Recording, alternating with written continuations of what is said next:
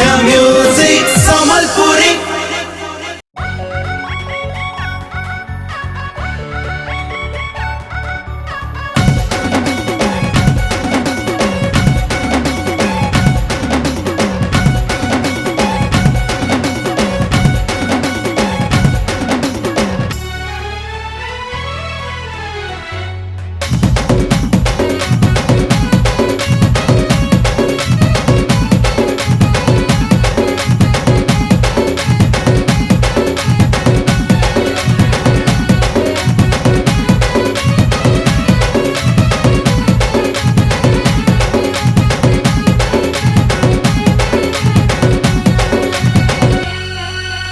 गला राती सपने तते देखी देली मोर सजनी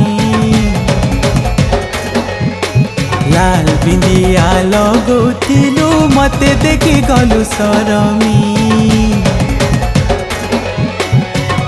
घरे कथा हेले न सभे दिन गनी गनी बसी था ए मोर लवंगलता तोर बिने कहा के मुई रानी नाई करे जानी था ए मोर लवंगलता तोर बिने कहा के मुई रानी नाई करे जानी था लुकी लुकी भल पाइले नाई बुझे तोरी मनो तोर लगी राती जे पीछे बाली टोपा मारे चौका जन्हा मोते देखी आइबे बोली मनी मोर लागे कुत्ता मुई तोर लवंगलता तोर बिना कहाराओ रानी नाई होए जानी था मुई तोर लवंगलता तोर बिना कहाराओ रानी नाई होए जानी था।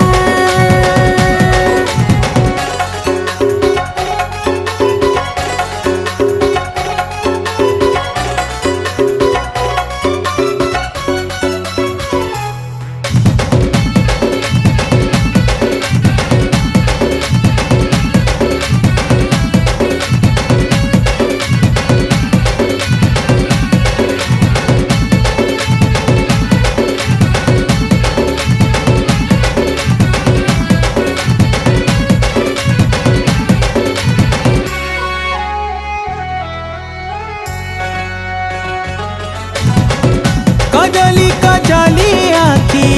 मते चाहेले भलासी मनर कथा तुई कहेले तोके नाई कहले धना किए आरछे पिंधे देबो कंगना मोते मुई चाहुछे हाथ धरी धन रे मो बाट चालू था मुई तोर लवंगलता तोर बिना कहाराओ रानी नाई होए जानी था ए मोर लवंगलता तोर बिने कहा के मुई रानी नाई करे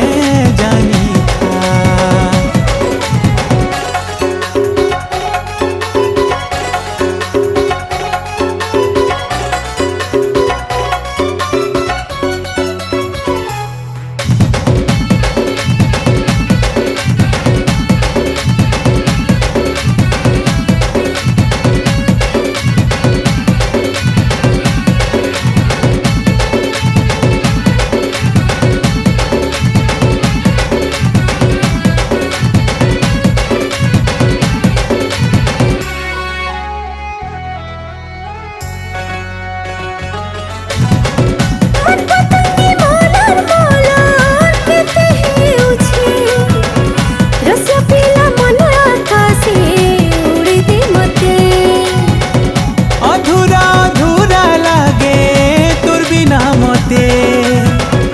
भल पाउथा एंता मते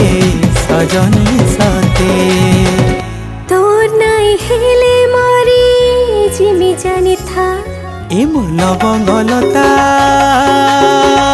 तोर কাহাকে মুই রানী নাই করে জানি থা মুই তো লব